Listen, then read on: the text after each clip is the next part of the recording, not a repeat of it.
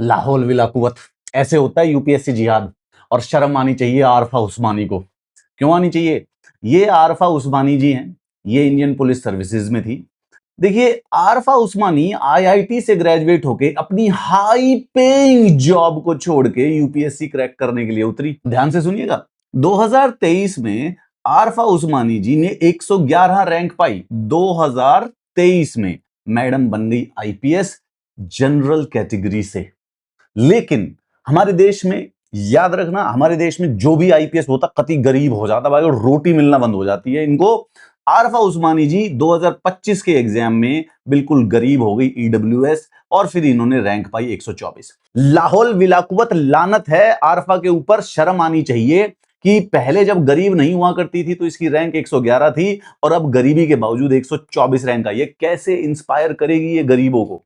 गरीबों के सिर पे लानत ठोक दी है इसने कि भाई गरीब आदमी आके अपनी रैंक इंस्पायर नहीं कर पा रहा है। पीपल, अगर गरीब बच्चे भी आईपीएस बने हुए, गरीब बच्चे भी अपनी रैंक इंप्रूव ना कर पाए, तो ये तो सिस्टम ही खराब हो गया ना पूरा का पूरा। आरफा, अपनी बहन आस्था से सीखती तू। तेरी हिंदू बहन जो थी उसकी रैंक पहले 183 थी, जैसे ही वो गरीब हुई उसकी रैंक 9 आई है। वो इंस्पायर करेगी देश के गरीबों को, और तू अपनी एक रैंक नहीं संभाल पाई। शर्म आनी चाहिए तेरे को, बिल्कुल लानत है, लाहुल विलाकुवत है जो भी है। इसको कहते हैं यूपीएससी जिहाद। ये भी खा गई किसी बच्चे, गरीब बच्चे का, किसी गरीब मुसलमान का, किसी गरीब हिंदू की सीट।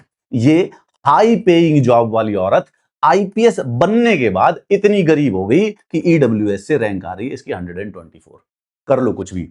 किसी स्टूडेंट ऑर्गेनाइजेशन को और किसी न्यूज चैनल को वॉर फुटिंग पे पैशन प्रोजेक्ट लेके ये बातें यूपीएससी के सामने उठानी पड़ेगी। जब तक तुम ओल्ड राजेंद्र नगर वाले बच्चे, जब तक कोई एबीवीपी, कोई स्टूडेंट, एनएसयूआई, कोई तो जाग जाओ भाई।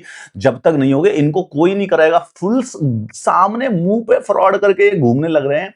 अरे सुदर्शन चैनल वालों को ही दे दो भाई, यूपीएससी जिहाद के नाम पे ही इसके चरखे खुलवा दो। कोई तो, अरे कुछ तो कैसी भी तरीके से पकड़ो तो सही इनको चोरों को। ये कब तक मैं बताता रहूंगा, कब तक खुरपेंच बताता रहेगा कि फ्रॉड चल रहे हैं, फ्रॉड चल रहे हैं? किसी दिन यूपीएससी का चेयरमैन भी जागेगा या नहीं, या बिस्कुट खाएगा? भैया तेरे बिस्कुट खत्म नहीं हो रहे। ये क्या हो रहा है भाई? अगर तेरे देश के सारे आईपीएस गरीब ही हैं तो क्या कर रहे हो सरदार वल्लभ भाई पटेल में? क्या पैसे खोस लेते हो क्या इनके?